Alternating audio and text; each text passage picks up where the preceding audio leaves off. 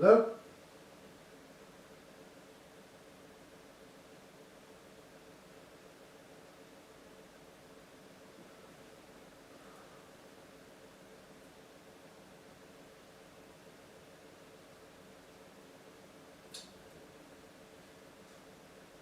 Hello?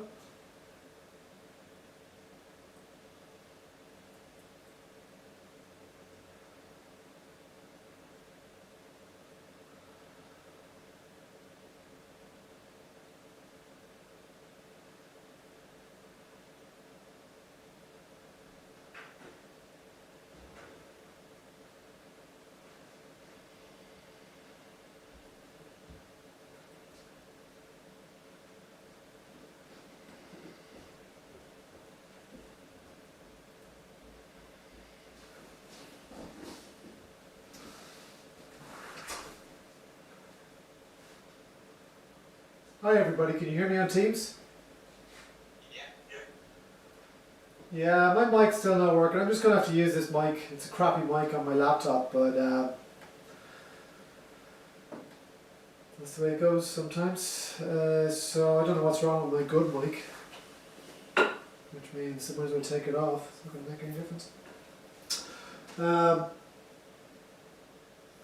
Something seems to go wrong every time I do this. Something new seems to go wrong every time I do this.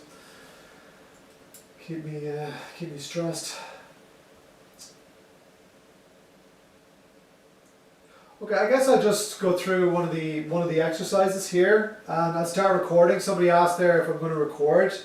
I'm going to turn off my. Can someone just confirm that you can hear me? Let me just.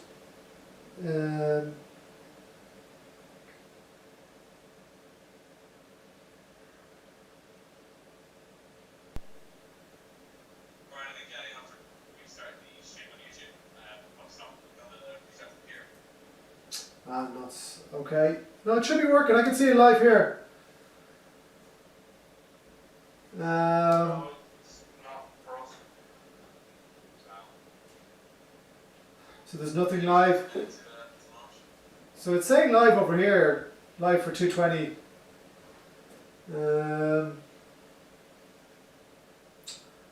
Let me give it a second. It says there's not enough. See, I'm just going to turn off Teams. What's that? I'll just check the link if the link has changed. Maybe the link has changed. Yeah, I think it might have done. What's the, yeah, here I'll send you the new link.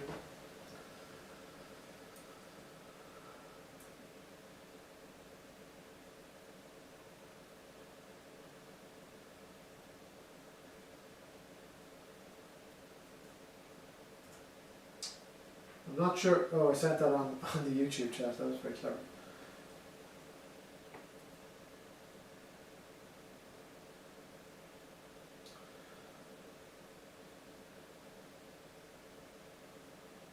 Yeah, the link has changed.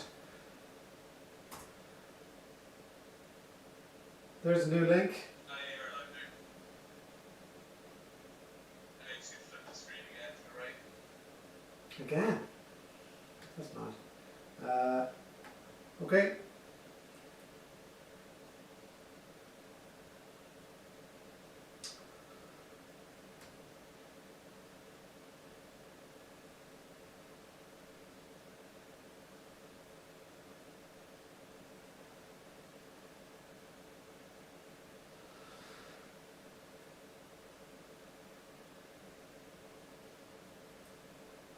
Okay, I'm going to stop sending the Teams. I'm just going to close Teams for a minute and we'll just test it out, okay? So I'll just talk and you tell me if it works. I'll log back into Teams in about 1 minute. I just want to see if you can get my audio.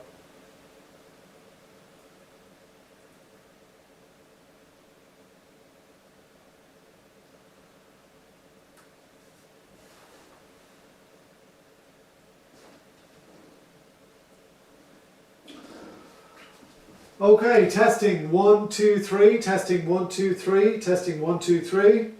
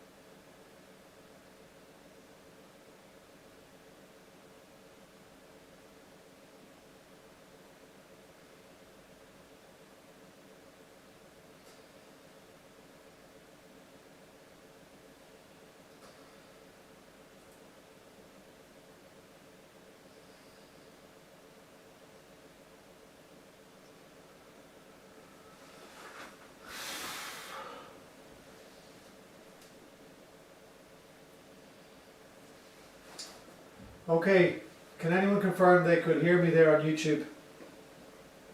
Yep. Yeah, it works? Okay. Okay, let's just go with YouTube. So I'm going to turn this off. If you want to ask me a question on YouTube, just use the chat function. Can you find the chat function? Yeah, you see the chat function. So if you want to ask me a real-time question, I know there's a bit of a delay here, but I can record this now as well as go live, albeit 30 seconds latency. So look, it's better than Teams. It's not going to crash, hopefully. Okay. I will say as well before I sign off on Teams that I will be recording. I will be recording in real time. There'll be no errors on the recording. So if the stream is dropping because of bandwidth or whatever, and you're experiencing a bad feed, the video I'll upload will be good quality anyway. So hopefully, okay. Can you still hear me? Yeah. Alright, let's try it out. Do you know what I'm going to do actually? I have a second mic.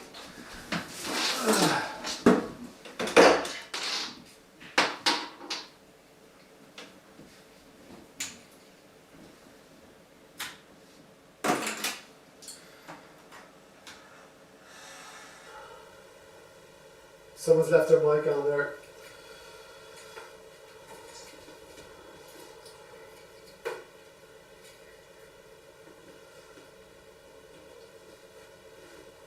Okay. Okay,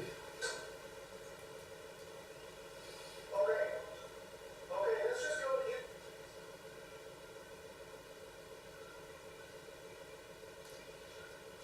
Testing 1, 2, 3.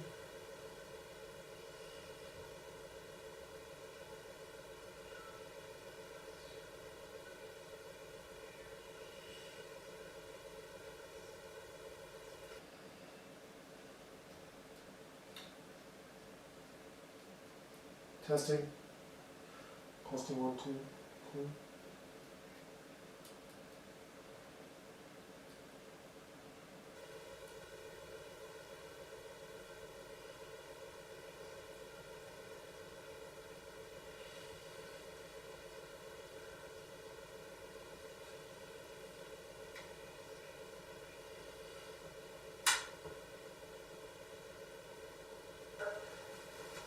We're experiencing bad feed. Will be good quality anyway, so hopefully. Okay. Can you still hear me? Yeah. Alright, let's try it out. Do you know what I'm going to do actually? I have a second mic.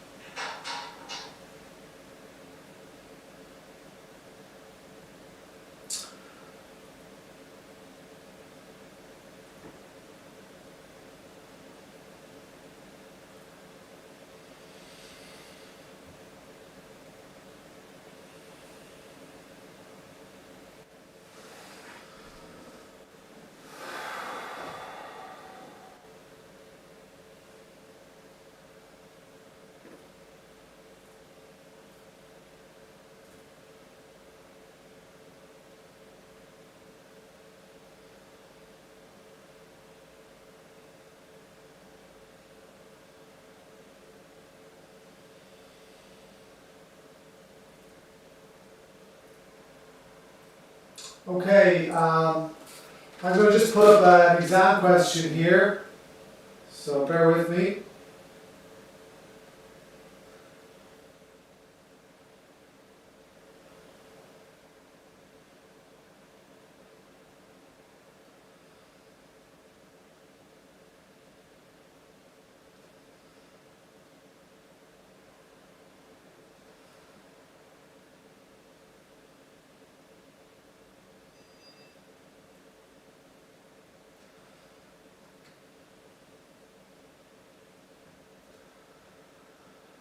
Let's see. Now I'm going to pick one of these exams. So these are all the exams I've done with their solutions as well. So let's go for automating, we'll say.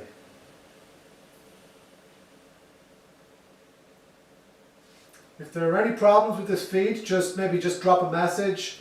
I'll start recording now, but if there's any problems with the feed, just leave a message on the in the YouTube channel.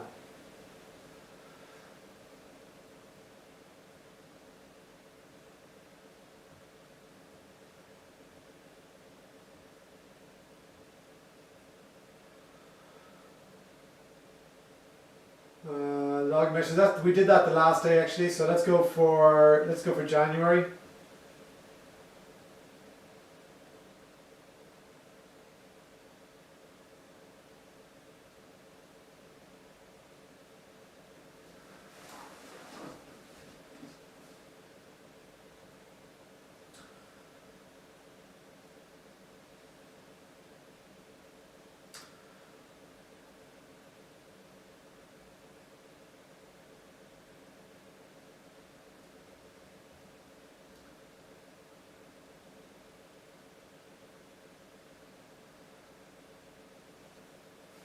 Okay.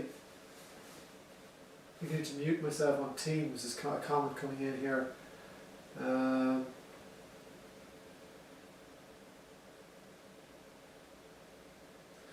Let's see. Teams. Yeah, I think I do need to mute myself on Teams. Thank you. You probably hear me twice if I don't. Okay, I'm muted on Teams. I'm going to leave Teams actually. There's no point. I'm probably just using up unnecessary bandwidth here. Okay, so let's start off with these questions. So let's highlight this question. We did this the last day. So suppose all of the network sources send data at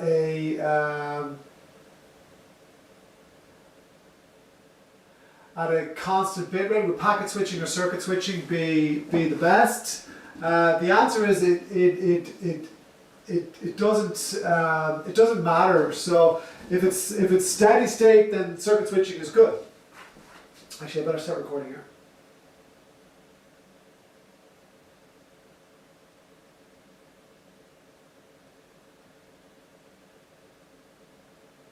Okay, so let's start off with this question here. Suppose all the network sources send data at a constant bit rate, which is better, packet switching or circuit switching? And the answer is it doesn't matter, because if it's circuit switching, it can handle the steady state. That's really what it's designed for. If it's packet switching, it can handle steady state as well as bursty data. Now suppose that all the network sources are bursty. Well, obviously it's packet switching. There's statistical gains to be had. Okay, section B.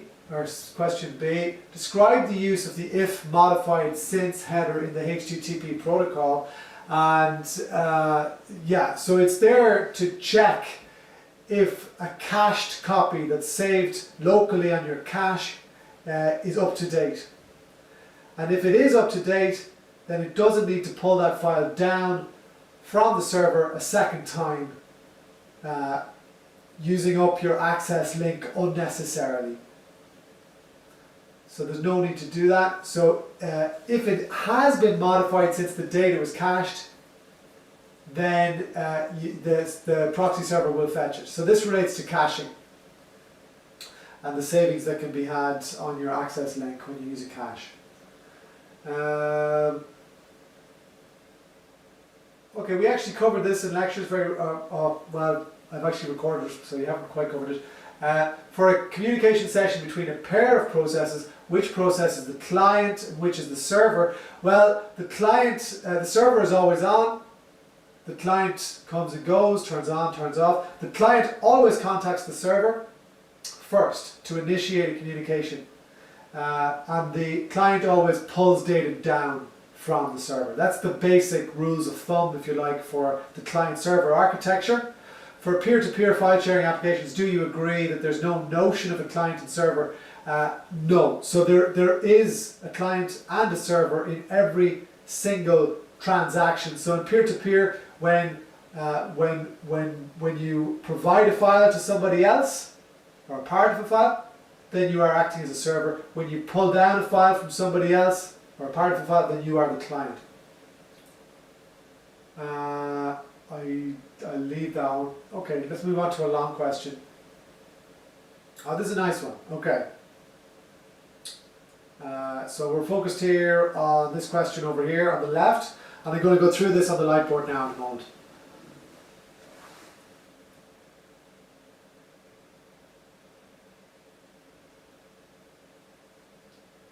Getting some questions coming in on the YouTube chat function. People are leaving the Teams meeting. That's fine. That's fine. Just stay here on YouTube. It's better. It won't crash. Like I said, if the feed goes down a little bit, it's okay. I'm recording it. I'll post it up on as well. So, okay. So the question is,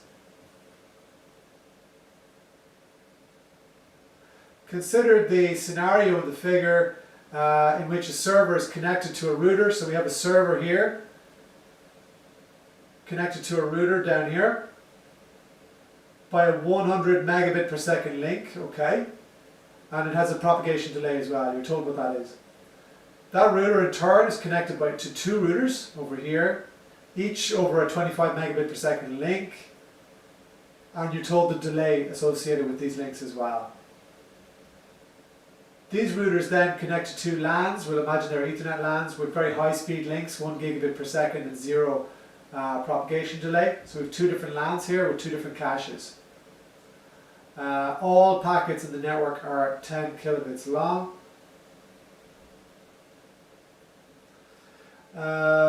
Okay, so A, what is the end-to-end delay from when a packet is transmitted by the server to when it's received by a host? Assume that there are no caches, that there is no queuing delays, and that there's no processing delays either. So really it's a nice simple question. It builds on our tutorial the last day. So it's just about measuring delay. So let's have a go at that on the whiteboard.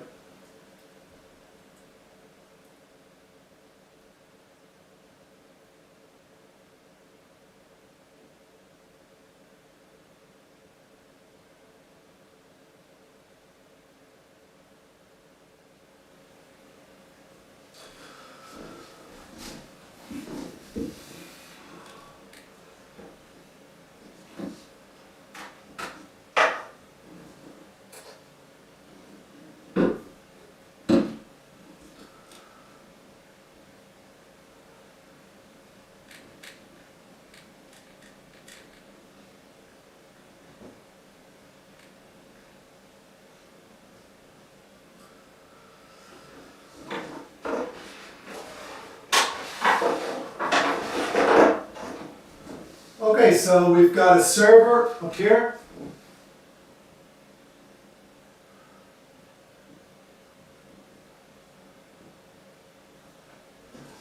We've got 3 routers.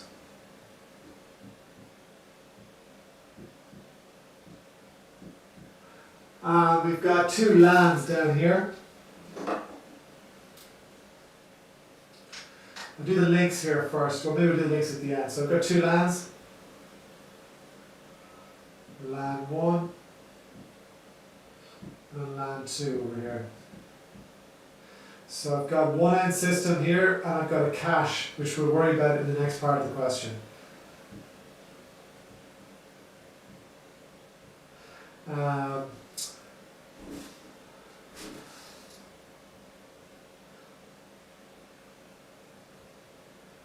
this is a cache.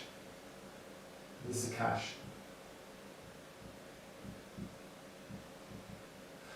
Now, is everything okay? Can you read that okay?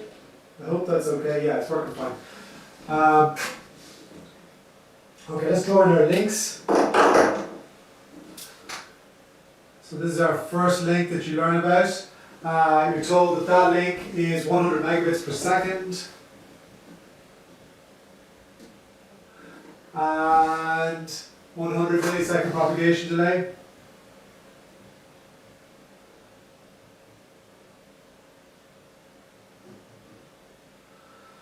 So we'll call that R1 here. R1 equals this, and we'll call this propagation delay 1, or P1 equals this. Right, next links are both here. and they are 25 megabit per second. 25 per second. And 200 millisecond propagation delay.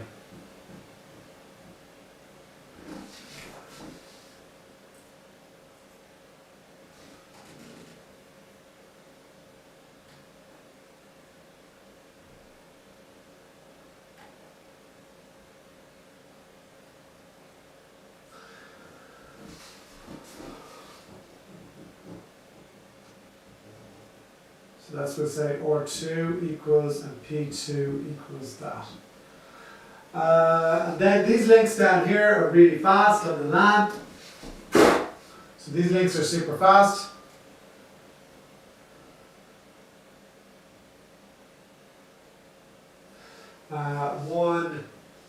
One gigabit per second over here. And so that's R3, we'll say. And 0 propagation delay. So 0 propagation delay. We'll call that P3. Okay, so what is the end-to-end delay? That's the first question. What's the end-to-end delay? So we'll say A.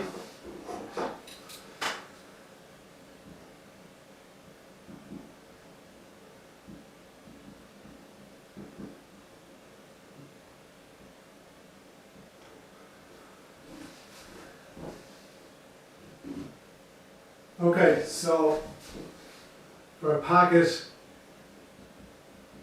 from server to the host. So there's no caches involved in this. You're told no caches, no propagation delay, or sorry, no processing delays, no queuing delays. So the only two delays you ever have to worry about here are so there's two delays to think about.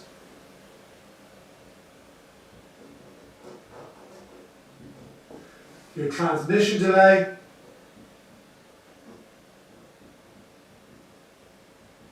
plus your propagation delay.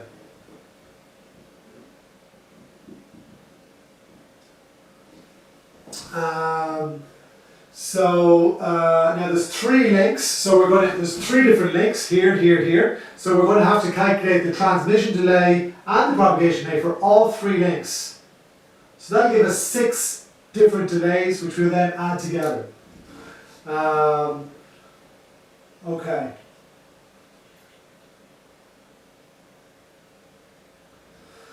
Okay, what's our packet size? We're told that at the start. Yes. So the packet size. Okay, so the packet size here, I should mention.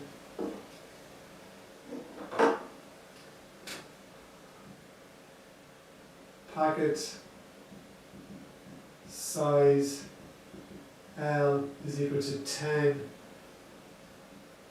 bits, or sorry, 10,000 bits. Yeah, 10,000 bits. Okay, so the first thing I always do is make my conversions. So be careful with your megas and your gigas and bytes as well. Watch out for the bytes, because that means you have to multiply by 8 to get back to bits. I don't see bytes in this question, so that's good. The mega, remember, is 10 to the power 6. The giga down here is 10 to the power of 9.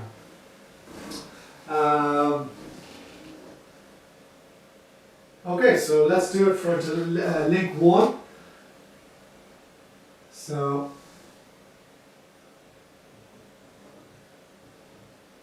link 1 is here, let's say. So it's going to be transmission delay, remember it's L over R1, plus the propagation delay, you're just given that value here, so it's 100 milliseconds. I'll just put it in milliseconds here. L over R is, what is this? This is 10,000 bits, or 10 to the power of 3.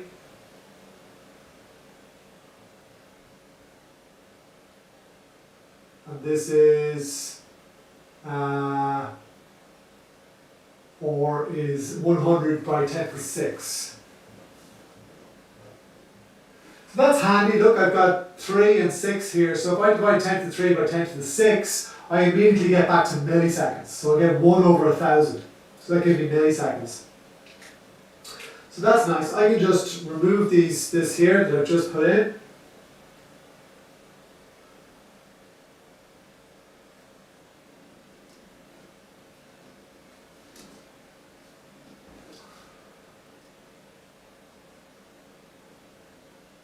I just replace 10 to the 3 or 10 to the 6 with milliseconds. That's handy. And now I've got 10 over 100, that just gives me 0.1. So the answer there is 0.1 milliseconds. So I get a total of 100.1 milliseconds. Link 2. Similar story, once again it's L, but this time it's divided by R2. So that's going to give me, what's L? That's again 10 by 10 to the 3. And R2 is 25 mega by 10 to the 6. So once again that's handy. I can just swap this out for a millisecond. It's 1 over 1,000.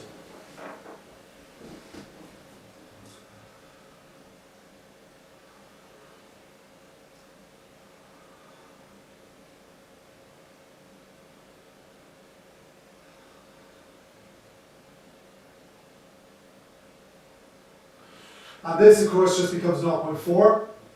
If I divide 10 by 25, I get 0.4.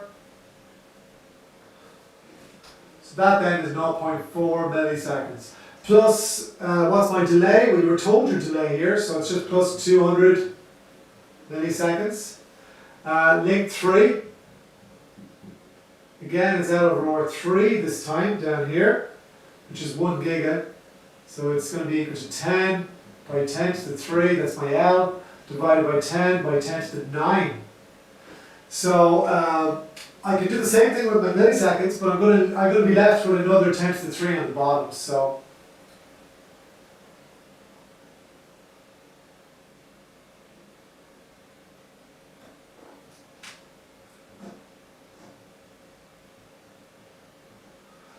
and we can see that's 10 will just cancel there, so it's 1 over 10 to the 3 or 0.001 milliseconds in total. So I'm just doing these calculations in my head, they're pretty easy.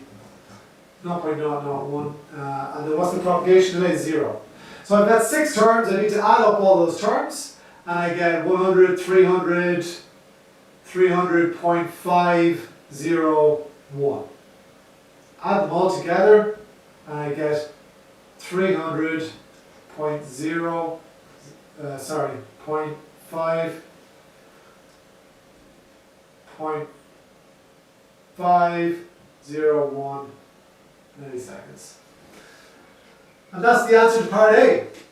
So let's just check my YouTube feed here and make sure everybody's happy. Will the cache be labeled, or is there a certain symbol for them we have to learn off? No, I mean it's just written. So if I go back to the exam question here, I'll just show you the exam question again. Where am I?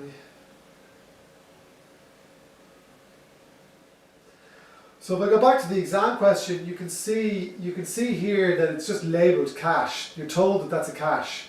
That server there is a cache server. Up here, it's just a regular server. Doesn't look like a cache because it's not on its own network.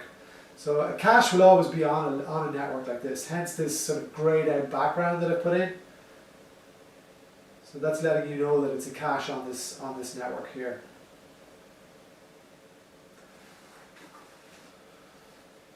Okay. Okay, so what's part B? Well, we have the page open. So part B, now notice that was 4 marks out of 20, so it wasn't a huge amount. So part B here is, first assume the client hosts send requests for files directly to the server when the caches are off. Yeah. What is the maximum rate at which the server can deliver data to a single client, assuming no other clients are making requests? Okay, so I'll just write that on the board. I'll just rub this out. I'll leave you read that for a minute. No point watching me rub this out.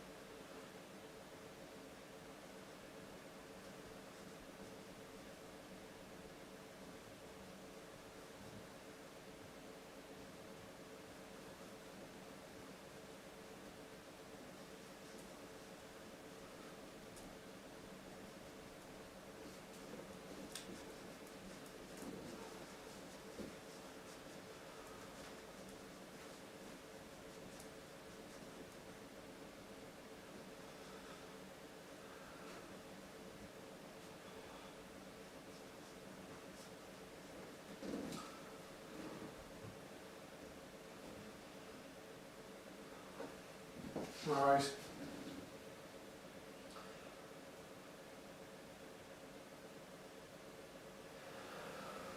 Okay, so the question is,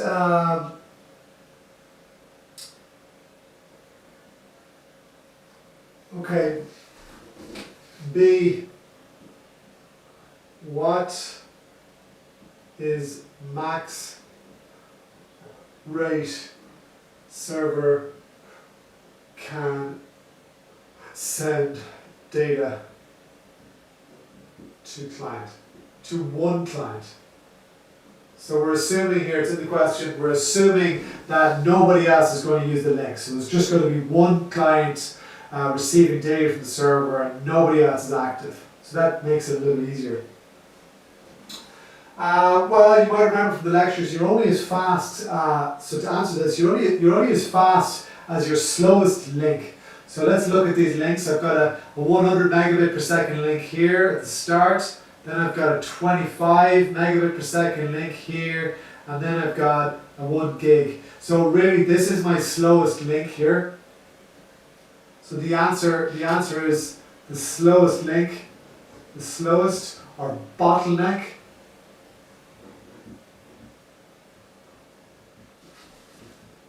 The bottleneck link is 25 megabits per second, so that's the answer. What's the next part of the question? Okay, so there's 3 marks for that. That was a pretty easy one, right? So part C, let's go back to the question.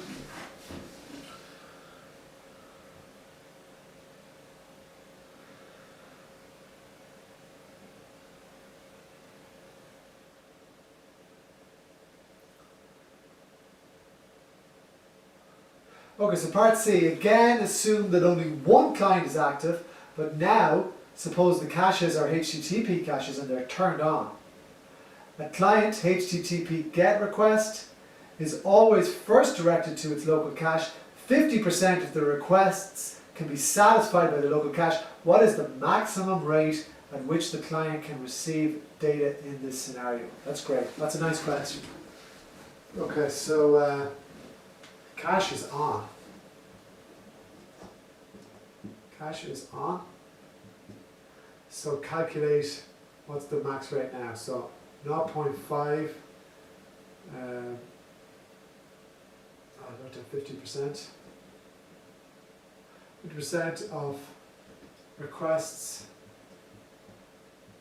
satisfied by the cache. What's the max rate now? So what is the same question as we had a moment ago for part B. So what's the max rate now? So max rate data from server, or that the client can receive. Client can request and receive. So what is the maximum data rate that we can get on HTTP? Okay, so we've got we've got two different links to worry about. So if we've got 50% of our requests being satisfied by this origin server up here. This is where the original data origin server up here, where all the original data is hosted. So 50% of our hits are going to be satisfied via this route. In that case, the fastest link is still 25 megabits per second as per question B up here. So rate one is still 25 by 10 to the 6 bits per second.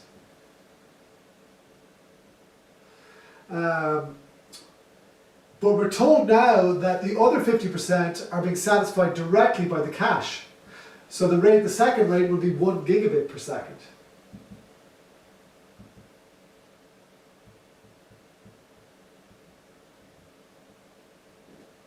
So what is the rate at which all requests are being satisfied? Well, on average over a long time, what you end up is getting rate 1 plus a rate 2 was 0.5. So the average rate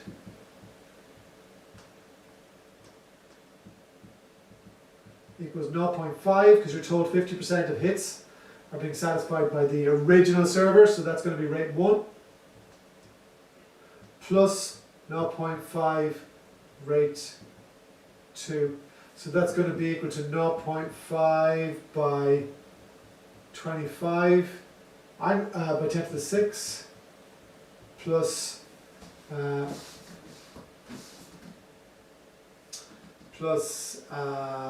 1 by 10 to the 9 here. So what is that? So it's 1 equals 1.025 by 10 to the 9 over 2. So it's that over 2. So it's, I don't know if you can still, am I still on the board? I hope I am. I'm not even showing the right screen. Tommy. Here we go. Sorry guys.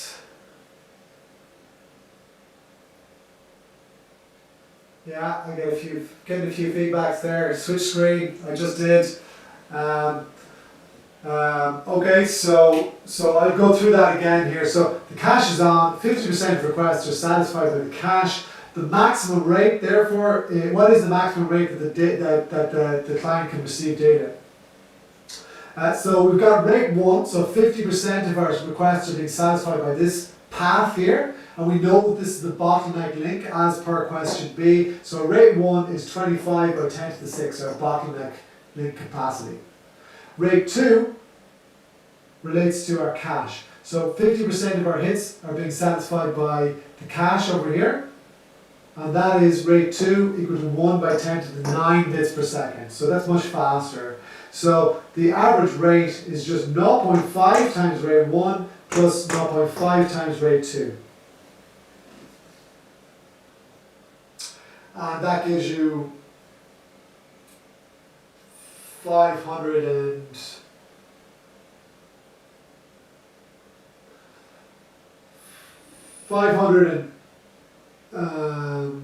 what's that? And 512.5 megabits per second. Let me just see if you can see that. No, it's been cut off. Yeah, no, it's perfect. Okay, so you just have it there. So that's equal to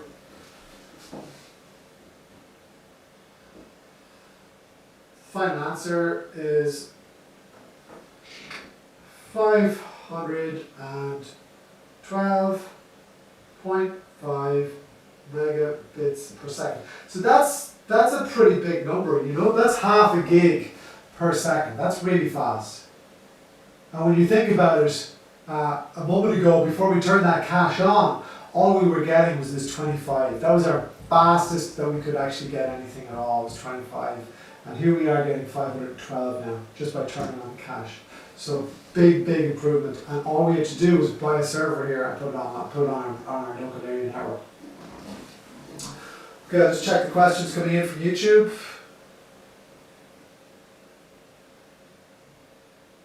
If half the requests were going to the cache, wouldn't it be the same amount of data as could go through the bottleneck? That's a good question. So you're asking the question, you know, is the bottleneck going to slow everything down? In other words, do I have to wait for, so let's say I just have two files that are equal, one is up here and one is down here. So if it was that simple case where it was just two files, where I had to pull one from here and one from the LAN, then it wouldn't be the average rate, right? You could calculate what it would be, but it wouldn't be the average of the two rates. But the reason why I can make this approximation here, where I just take the average of the two rates, is because over a long period of time, if 50% of my requests are being satisfied here and 50% of my requests are being satisfied here, then I can take the average rate. So if we're talking about an average over a long time where I've just got this constant flow of data coming in, then yes, I can make this approximation down here. That's a very good question. Anybody else? Would you mind explaining what the round trip time is from the notes? Well, okay, I'll use this example right here to explain what the round trip time is. I'm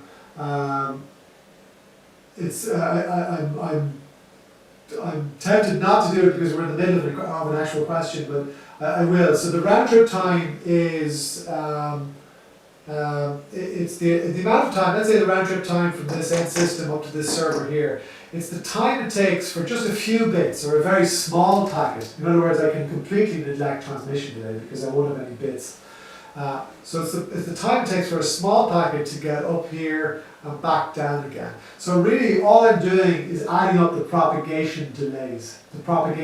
So in this case, I have 0 propagation delay here, I have 200 milliseconds here, I have 100 milliseconds here. So it took 300 milliseconds to get up here, it's going to take 300 milliseconds to get back. The round trip time here is 600 milliseconds. Okay, that's a bit of an aside. Let's get back to the question.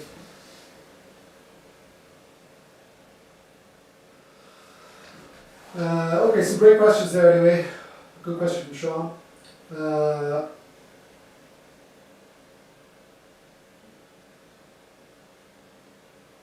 Let's see, part D. Okay, moving back.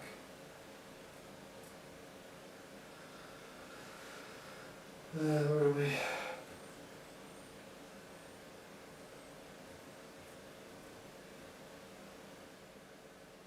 Okay, part D.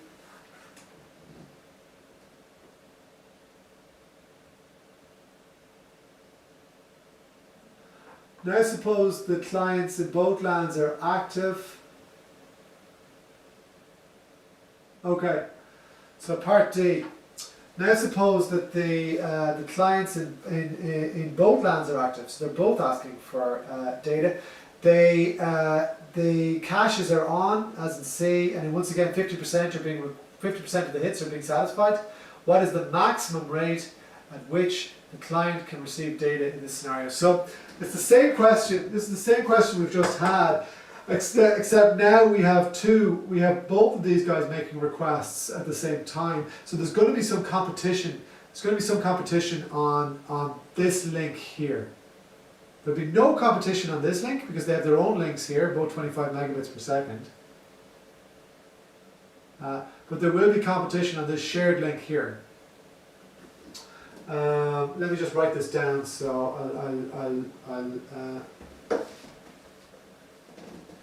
sorry, I'm not sharing my screen again anyway. So okay, so the question is, it's the same question again as we had just a moment ago. Except now we have two hosts here on these two different LANs, and they're both getting 50% of their requests satisfied by their local caches, and they're both making the other 50% requests up here. So, what is the max rate that these guys can download now? So I'll go through that.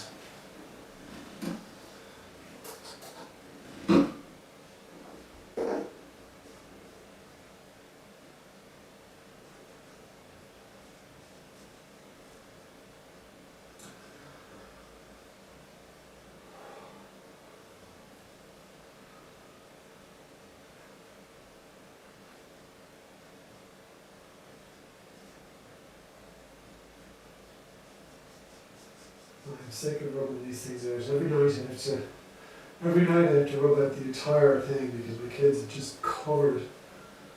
I absolutely love it. They should sell this at Smith's.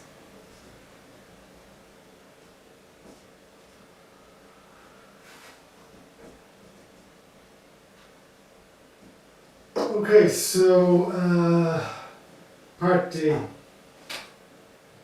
So now both hosts. Make sure I'm live. Yeah. Now both hosts are requesting data, both using local caches for 50%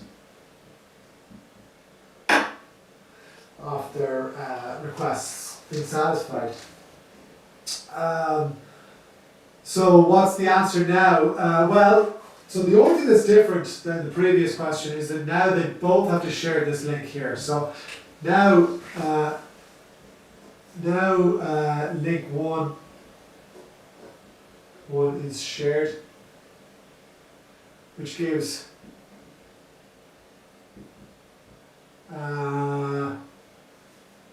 which gives 100 megabits per second divided by 2 to each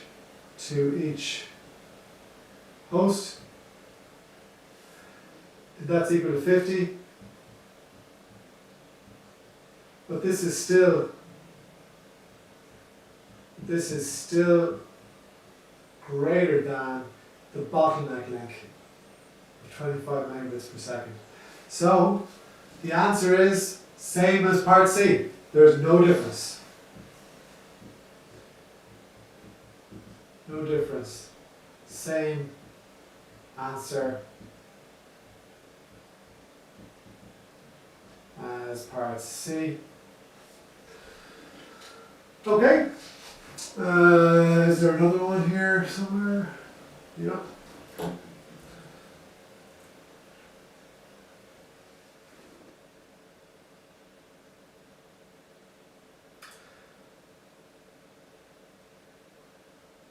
Okay, so this question is comment on the difference between this local cache here and a local DNS server, or a local DNS cache server.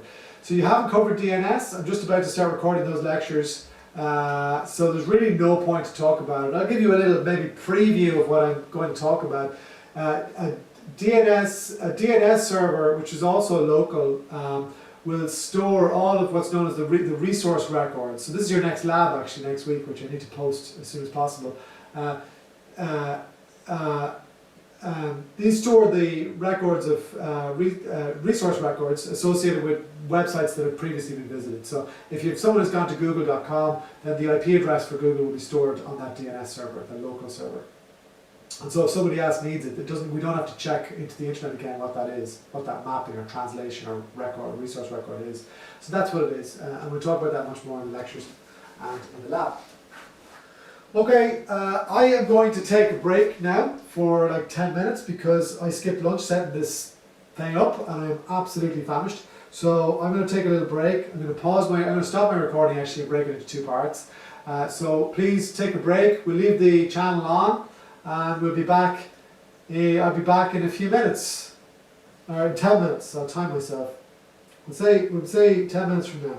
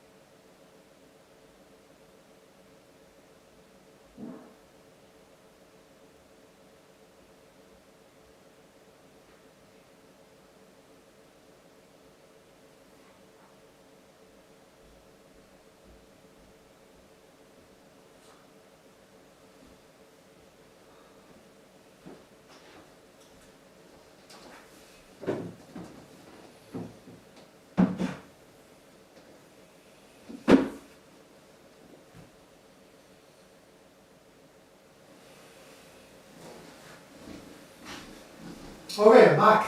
Now let's see. Let's see what questions have come in here.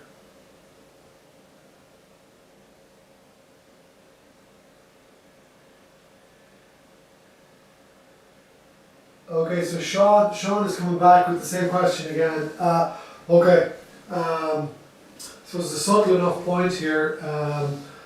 So the question is, why is it why can I simply take the average of the two rates? So the average of the rate here and the average of the rate here. Why is it that simple? If it's going to take longer to get the file from this guy, surely that's going to have an impact on the overall transmission delay. Yeah, it's a great question. So I guess the best way to think about this is just over a long period of time. So imagine you have two pipes feeding you water, and you've got one that's really a big fat pipe, and you've got one that's a really narrow pipe. And you're told that half of the time you can use the narrow pipe, and half of the time you can use the fat pipe.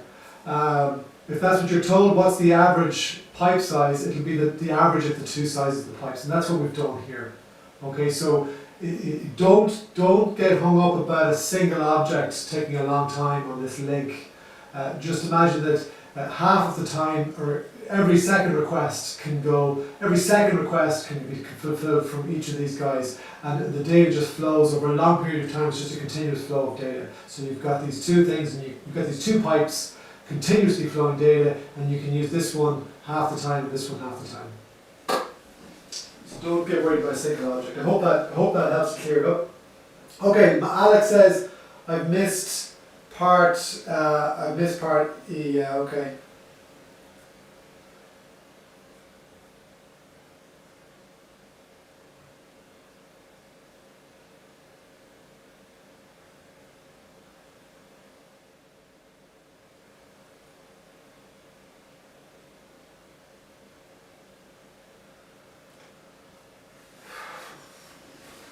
Okay, there's a big lag there.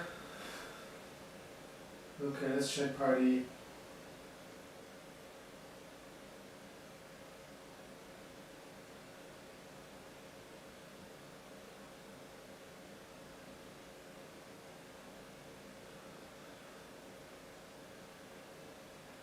Not sure what your question is there, Sean.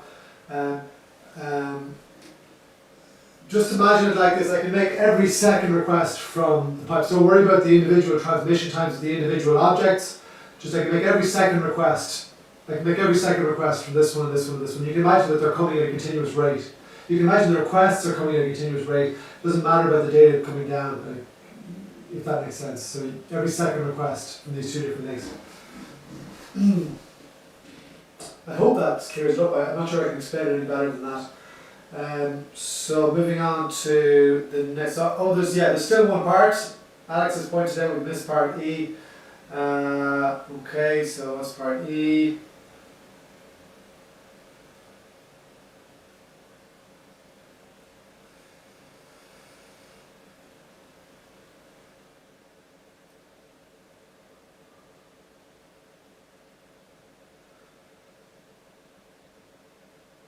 Yeah. Now suppose the 100 megabit per second link is replaced by a 25 megabit per second link. So what's the maximum rate that line can receive data in that scenario? So it's the same question as D. Excuse me. But I ate that lunch a bit quickly. It's the same question as we just had. But you're told to replace.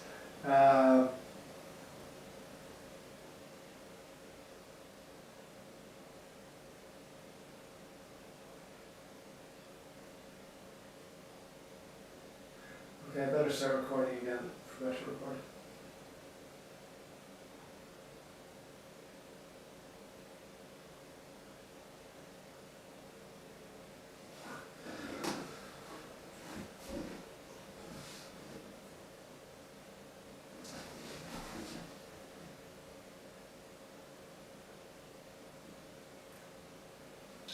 Okay, so the question is, part E was, what happens now if it's the same thing, if both hosts are requesting data, both using caches, but this time I'm changing this value up here to be 25. That's the question. So we rub this one out and we'll put in 25. Okay, so different answer here than we did last time.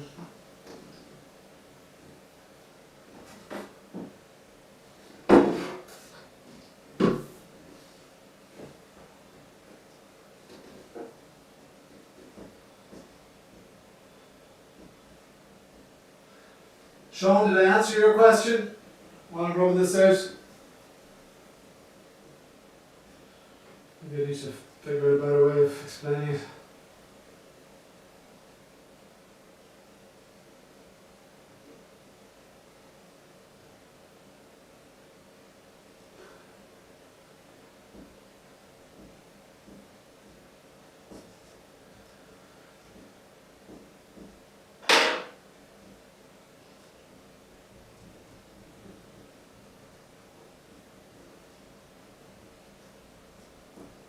Alright, so question is, this has gone to 25 megabits per second. Both of these guys are pulling 50% of their objects from here, and 50% from 50% of requests from here, 50% from their caches. So what's their maximum rate that they can receive data?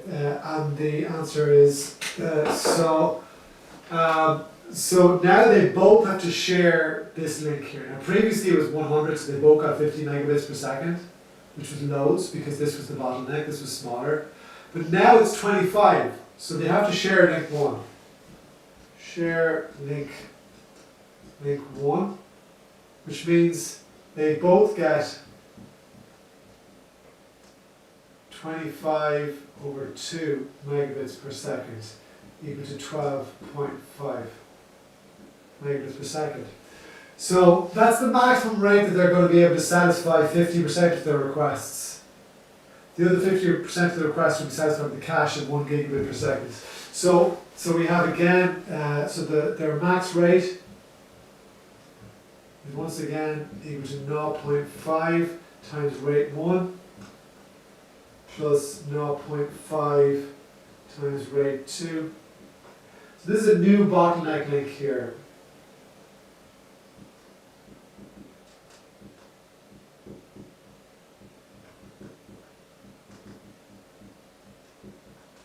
So it's going to be this value here. So it's 0.5 times 12.5 by 10 to the 3 plus 0.5 by 1 by 10 to the 9. So that's equal to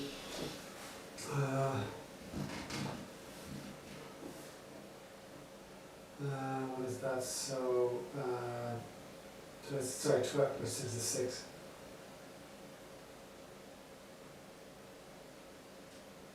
Yeah. It was 0.5 by 0.0125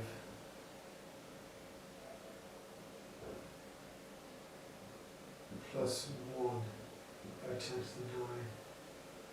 So that's going to be equal to 506.25 megabits per second. Okay, that's the end of that question. I'm going to jump to a new question now. So let's see if we can find another one. I'll just check if it's still coming back here. So Sean, is half the request the same as half the time? No, half the requests, no, it's not the same as half the time. Stop thinking about objects, stop thinking about transmission delays and times. So every second request is going to the two different links. So the data is flowing in, half the time it's flowing in from one link, half the time it's flowing in from the other link. Just think about it over a long period of time, stop thinking about one object. Okay, so no other questions coming in. Okay, so let's see if we can find a new question.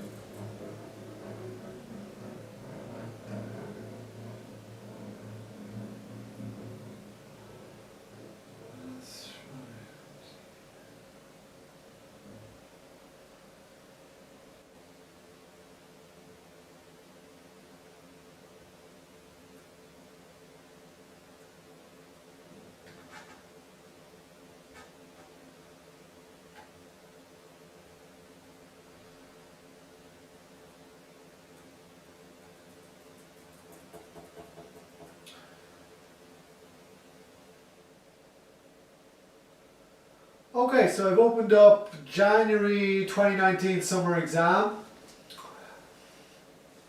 Let's see what the short questions are up here. What are the 5 layers? Well, you should know them by now. B, what is the difference between, these are both DNS questions, so you'll know the answers to these in the next lecture. In BitTorrent, suppose, again, that's probably 2 lectures time. Okay, so we'll just go on to the long question. Oops.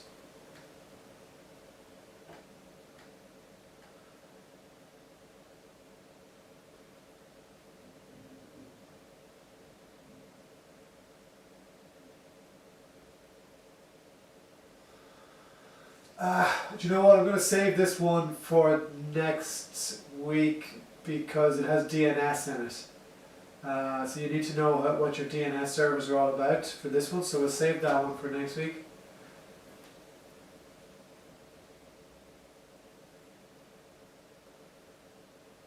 Let's see if I can find another one.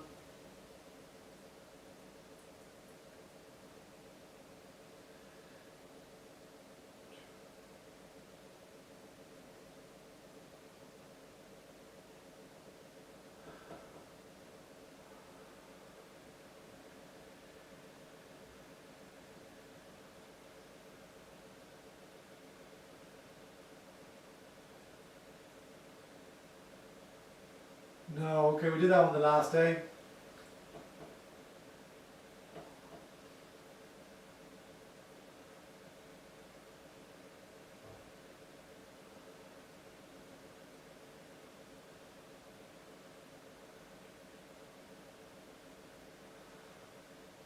Okay, let's do this one.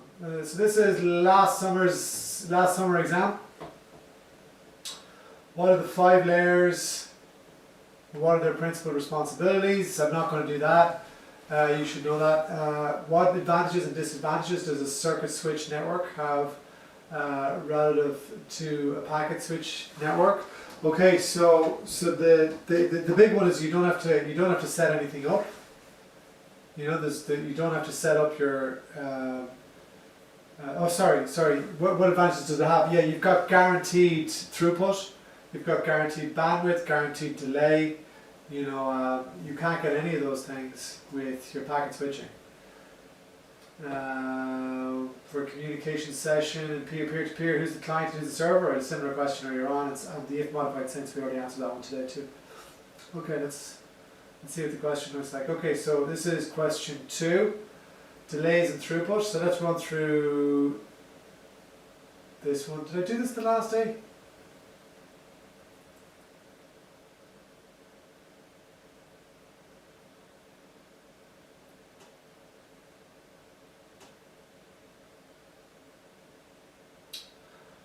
I don't know if you guys can hear me live, but do you recall me doing this the last day? My brain is like a sieve at the moment, I just can't remember anything. Not getting enough sleep. I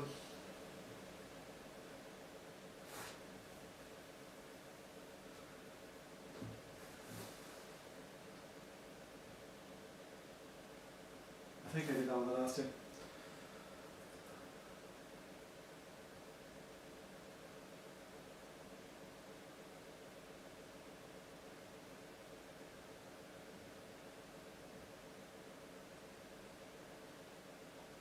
Okay, this is a good one. So this is the autumn exam last year, or just gone.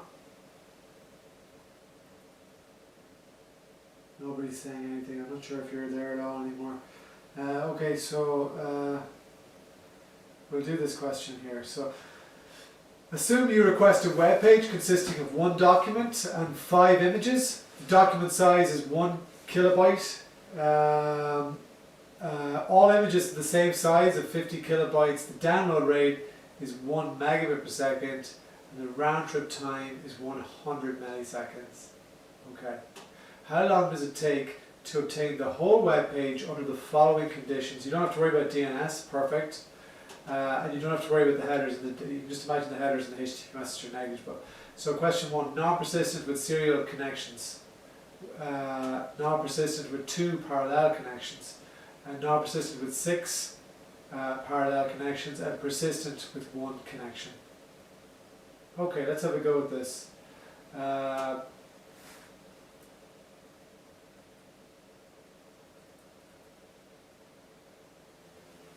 you know what? I'm going to put that back up for a second while I rub out all this stuff. It takes me a minute.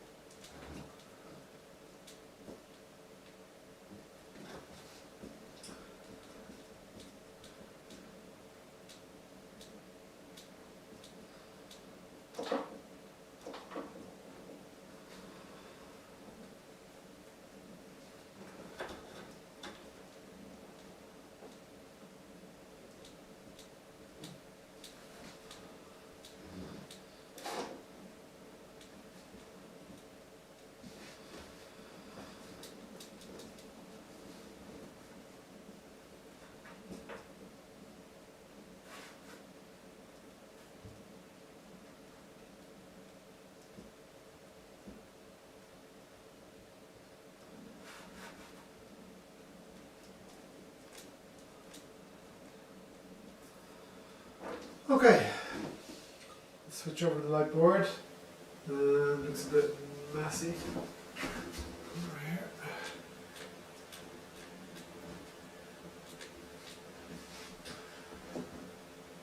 Okay.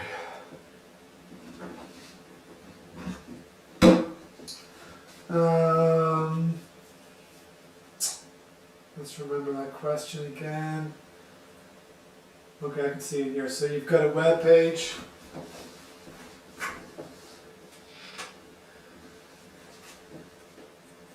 So this is autumn 20. Oh God, am I recording? I am recording. Yeah, I'm recording. Autumn 2020. So last year's repeat exam. Question 2. So you're told your web page consists of one document and 5 images.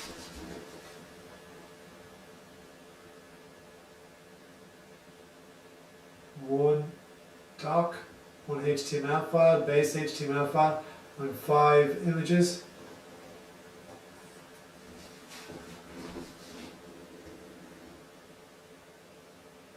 This is 1 kilobyte. Remember what I said about bytes? Be careful with bytes. So this is 1 kilobyte equals 8,000 bits. Careful about that. Okay, people always make mistakes on that. It's such a simple thing to avoid. The images are all 50 kilobytes.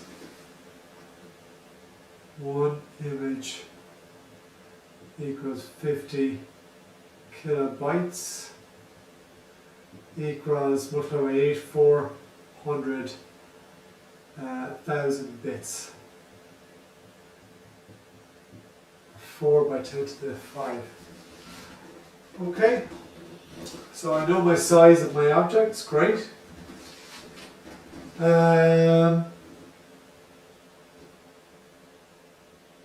Next part is how long does it take to download the whole web page, blah blah blah blah. Oh, you're told here the download rate is 1 megabit per second.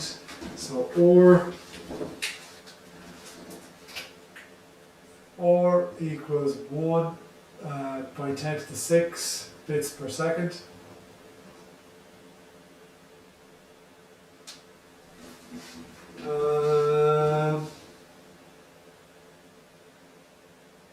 And your round trip time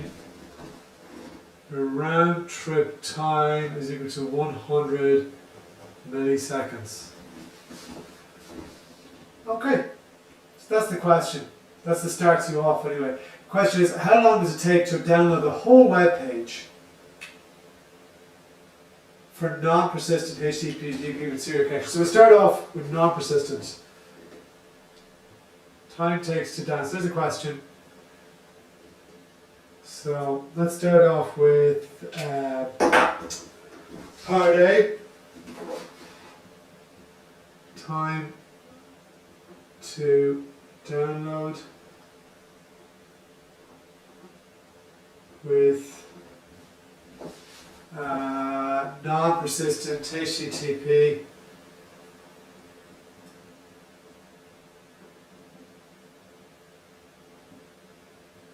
Am I still in the screen? Might be just outside, am I?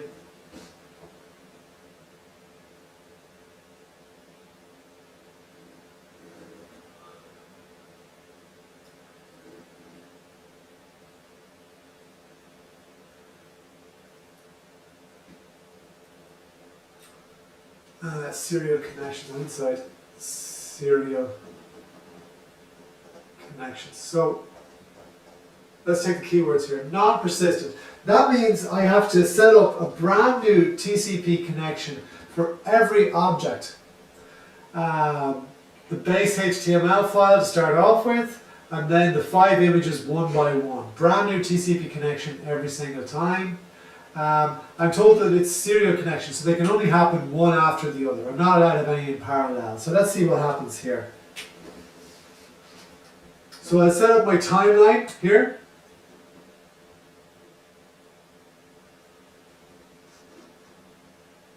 These are my timelines. Time. This is my client, we'll say. And this is the server. This could be your browser here. So you make your initial request. You're going to make that initial request over here.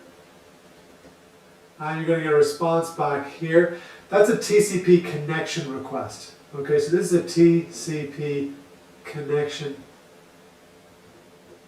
request. This is a TCP accept.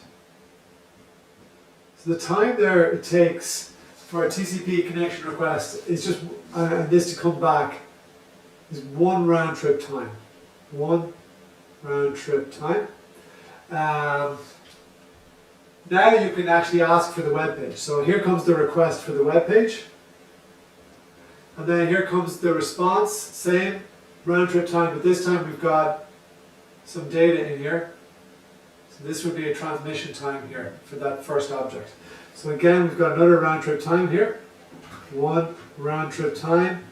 And here now we have the transmission time. So this would be your web page L.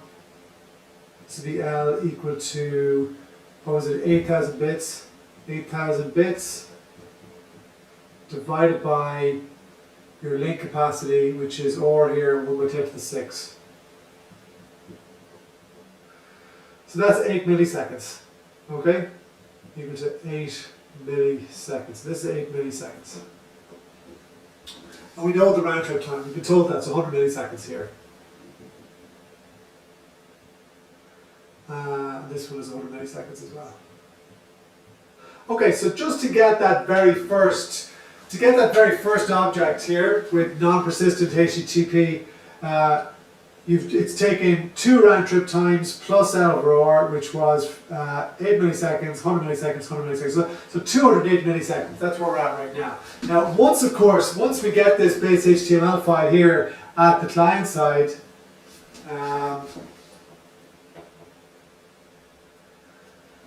once we get this base HTML file at the client side, now we notice that there's 5 images that are referenced inside that base HTML file. So we have to request each one of them. And because it's serial, we have to do them one by one, back to back. And because it's non-persistent, we have to go through this laborious process of saying hello and hello back and making that connection before we can actually request each image. So let's just do the first image here. So we request the first image here now. The request goes over. We have to, first of all, new TCP connection. TCP connection request. And we get back a TCP accept. And then we can request and that was 1 round trip time.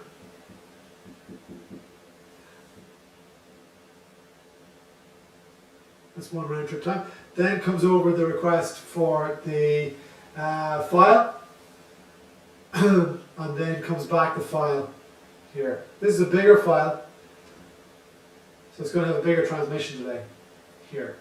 So this is again 1 round trip time here.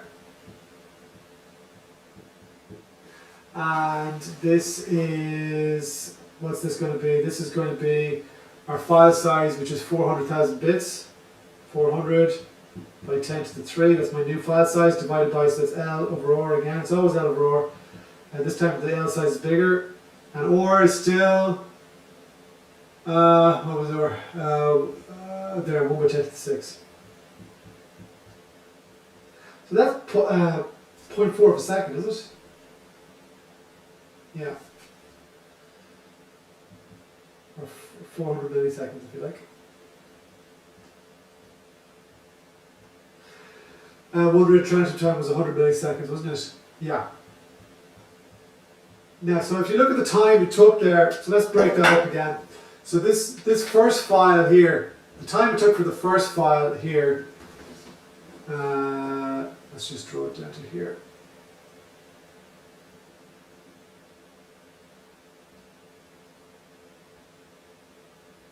Okay, so the base file took, was, how much time was that? That was 8 milliseconds, 100 and 100, so 208 milliseconds. But the image, so this is just the first image here.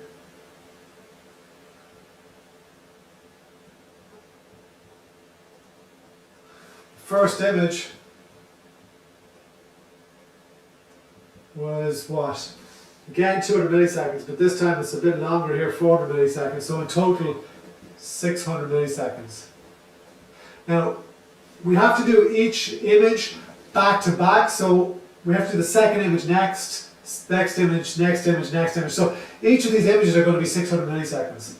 Second image, same story, it's going to be another 600 milliseconds, and so on. So 5 images, 1 base file plus 5 images, that gives me 208 milliseconds plus 5 times 600 milliseconds, that's 3 seconds, so that's 3.208 milliseconds. I'm just checking if you have any questions there. It looks like I've just gone past the end of the page, but you get the idea. Okay, can you switch screen? No, I did. Yeah, good question there. Hold on, yeah, we did. So can I just confirm you guys can see what I can see here? I can see the screen live on YouTube.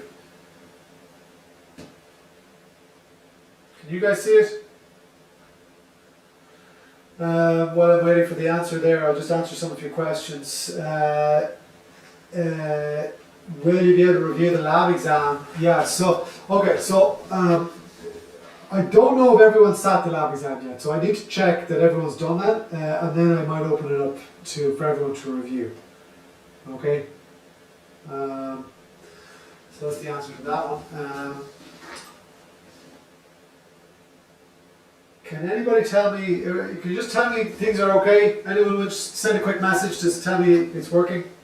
Okay, Corey has told me yes. Okay, I'm gonna go with that. Okay, great. All right, next part of the question.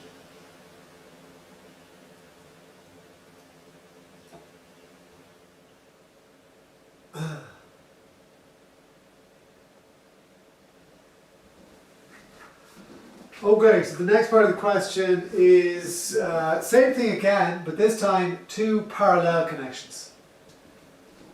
So I'm just going to rub this, well, I don't need to rub it all out.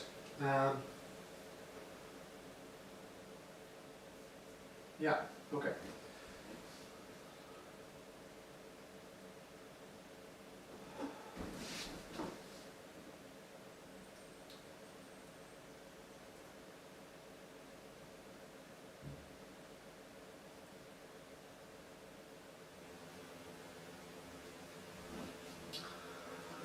Okay, so the question here now is it's the same again, except this time you're told instead of serial connections here, you can have two parallel connections.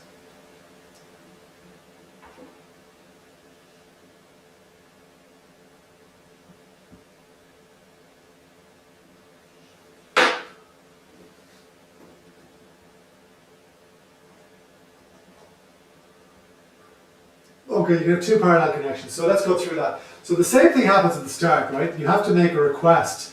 You have to make a request for the first file, the base HTML file. So that the connection request goes over here, and then you request the actual file, the file comes back. So to get, this is exactly the same here. This is still going to be 208 milliseconds. Same story here. Now, you're told that you're allowed two parallel connections. You weren't able to use the two parallel connections at the start because there was only one file to get, the base file. But once you've received that file here, you notice at this point here in time that your browser notices that there are 5 more objects that need to be fetched. So it can use 2 TCP connections at the same time. So that means we can ask for 2 images at the same time on 2 different TCP connections.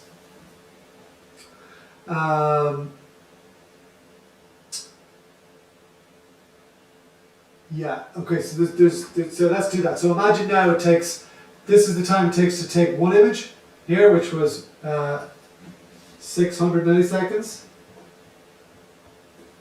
So now we can imagine that image 1 and image 2 will both happen in this window. So we have a slightly different situation here. The base file is still 208. First image and second image together take 600 milliseconds.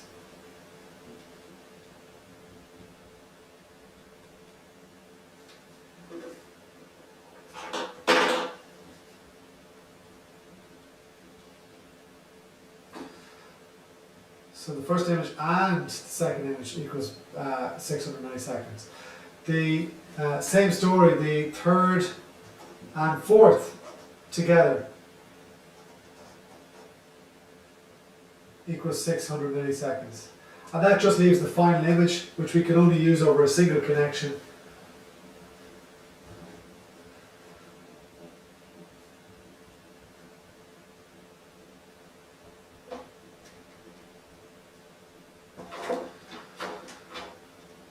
So the fifth image will still take 600 milliseconds.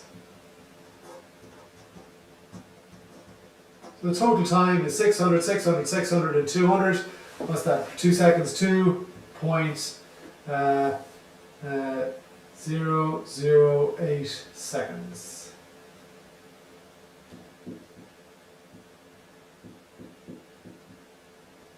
Total time is that. Does that make sense?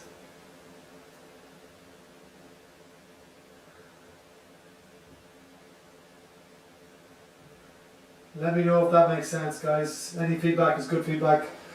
Okay. Now what's next?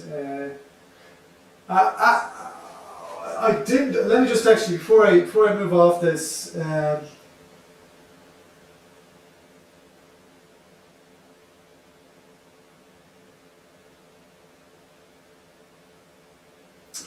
Yeah, I need to mention something here. So we haven't covered TCP yet, but the truth is that when two TCP connections are parallel over a link, they both get half the capacity. So in all honesty, the answer would be the same.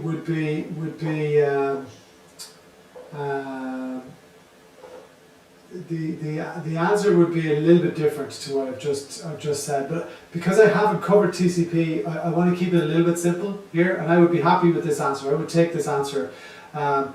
You could argue that this part of the story here, this transmission time here, would have to double because the capacity would be halved for each of the two links that are shared using two TCP connections.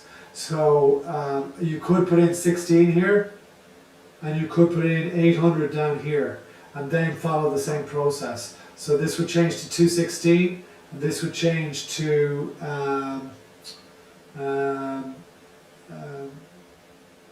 what did I say, 400, so 800 and 200, so 1 second. So this would be 1 second for each of the parallel connections. So I get this in 1 second, I get this in 1 second, and I get this in 600 milliseconds. So that would be 2.816 seconds. It's still a saving over the last, it's still a bit of a saving over the last case, but it's not quite as good a saving as I presented here in this answer. Now I would, in an exam situation, this is fine.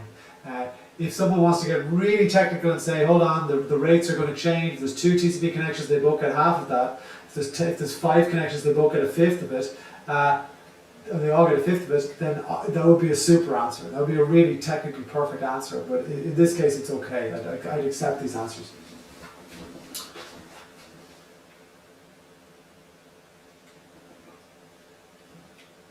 Okay, let's go for the third one.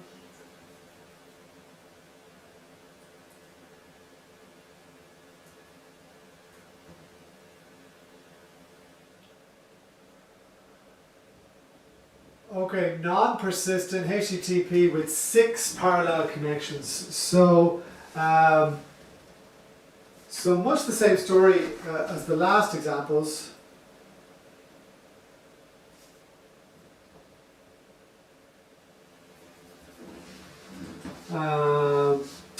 So the last example, it was 2 parallel connections. This time it's 6. So I'll just change this to, this is part 3 now.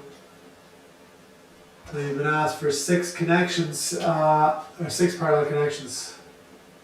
Now again, you can't use all 6 at the start. You have to get that base HTML file. So there's just 1 connection going over, the file comes back. And at this point you notice there's 5 connections. So the 6 was a little bit, it was designed to throw people a little bit. You've got 6 objects in total. So you might be tempted to put all 6 in parallel. But no, you have to wait for that first base HTML file to come over here, and you'll notice then the references to the 5 other objects. So in that case, you've got this time here, the 208 milliseconds here, and then you've got this 600 milliseconds to pull down an image, but you've got 5 of them in parallel. You're not using the 6th one, even though it's available. You're not using it. So you've got all of them happening within the 600 milliseconds. So now it just changes over here. So now it's first, second, third, fourth, fifth, they all happen in one parallel connection here.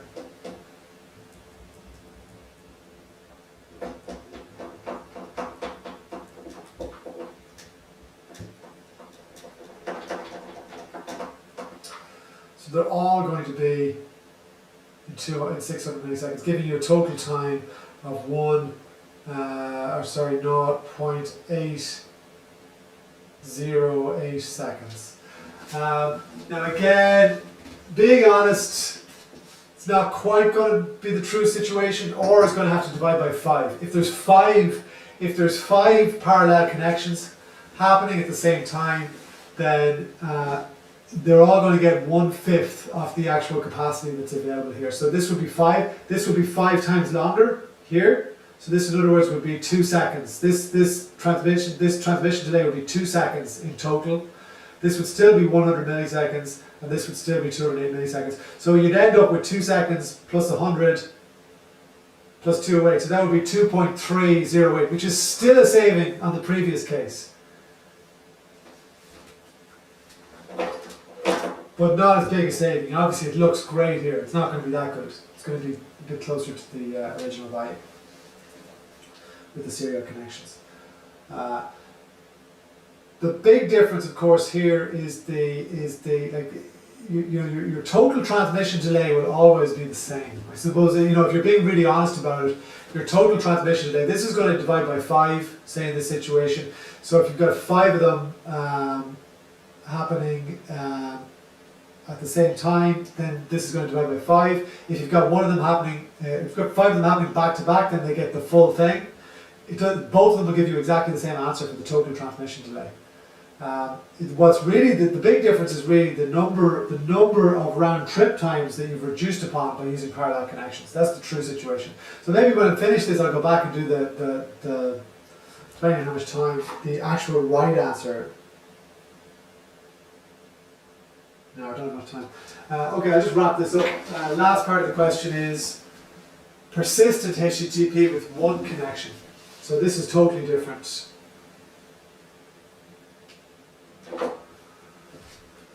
Give me a second to rub this out.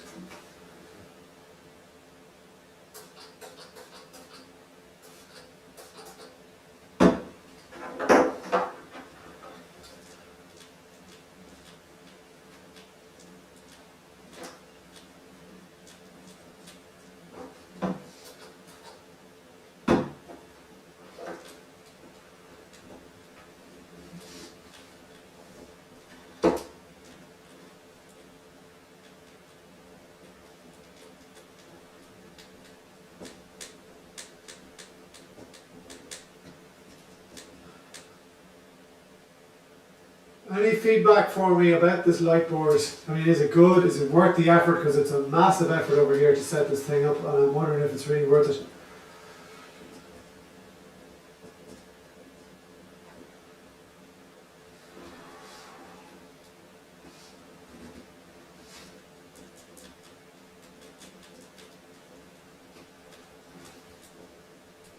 At least my kids love it, even if I don't use it for lectures.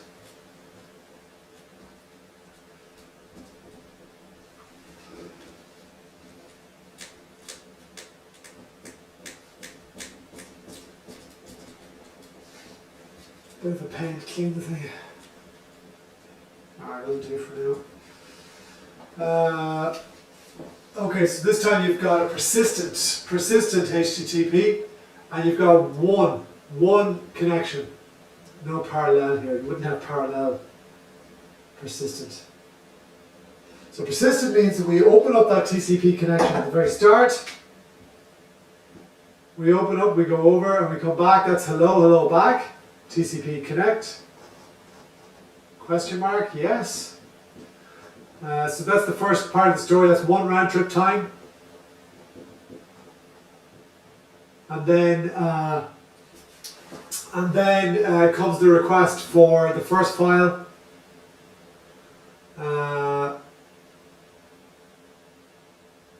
Like this, and again we've got this here. The same story again. We learned that was what I can't remember. It was 8,000 divided by 8 to the 3, or so 8 milliseconds. That was the time to download that first file. It's another round trip time there. So that was 100. So that total there was, remember, that was 208 milliseconds. Now, when we request the next, so we know that these new files are coming in here. When we request the next file, we do not have to say hello, hello back. We just request it. So we send the request straight away over here. It comes back. Here's our image. Sorry, it should have been bigger. We learned that was 0.4 of a second, or 400 milliseconds. And that was one round trip time now to make the request, not 2. So we've got one round trip time here. And that will repeat that next image, because you've got no parallels here. And so on and so on. So each one of these images is going to take 1 round trip time and 400 milliseconds, so in total 500 milliseconds. So, so one image here would be 500 milliseconds. So 5 images back to back.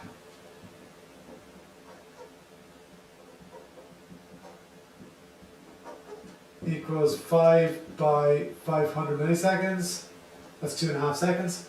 And then we've got my initial time for the first file here of 2 seconds. So the total time equals this 2.5 seconds plus the 208 for the initial URL. So this is the initial, the URL, the base URL. So the total time is 2.708 for that. So there is a saving to be made compared to the initial one we looked at, which was, I can't remember what it was. There was 2 round trip times associated with it. So we saved 100 milliseconds, I think, for each of the images. So in total we would have saved half a second, 5 times the 1 round trip time. Okay, that completes the question. I'll just check to see if you have any questions here yourselves, and then we'll call it a day.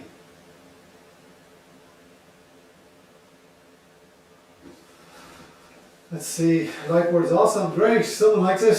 It makes sense. Sound better than the last time, thankfully. I hope to actually make it a little bit better for the next time, as the lighting on me is really bad, I think, so I'm trying to improve that so it'll be a little bit easier to see me and what I'm doing without lighting up the room, so it'll get better, fingers crossed.